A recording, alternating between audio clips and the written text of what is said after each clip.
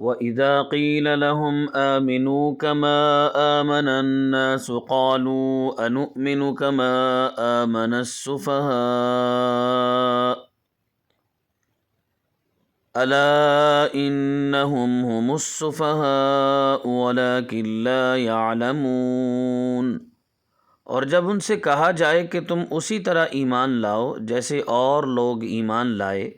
تو کہتے ہیں کیا ہم بے وقوفوں کی طرح ایمان لائیں؟ سن لو، بے شک یہی لوگ بے وقوف ہیں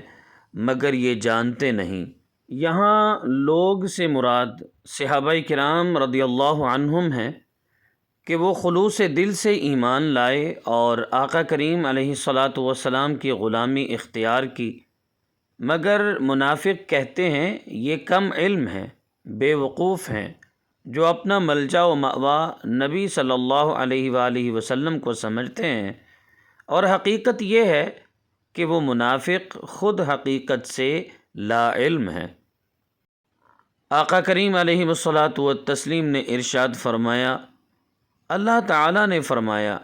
جو میرے کسی ولی سے دشمنی کرے اسے میں نے لڑائی کا اعلان دے دیا۔ آقا کریم علیہ الصلاۃ والتسلیم نے ارشاد فرمایا، میرے صحابہ رضی اللہ عنہم کو گالی گلوچ نہ کرو، ان کا مقام یہ ہے کہ اگر تم میں سے کوئی احد پہاڑ کے برابر سونا اللہ کی راہ میں خرچ کرے تو اس کا ثواب میرے کسی صحابی کے ایک مد بلکہ آدھا مد خرچ کرنے کے برابر بھی نہیں ہو سکتا۔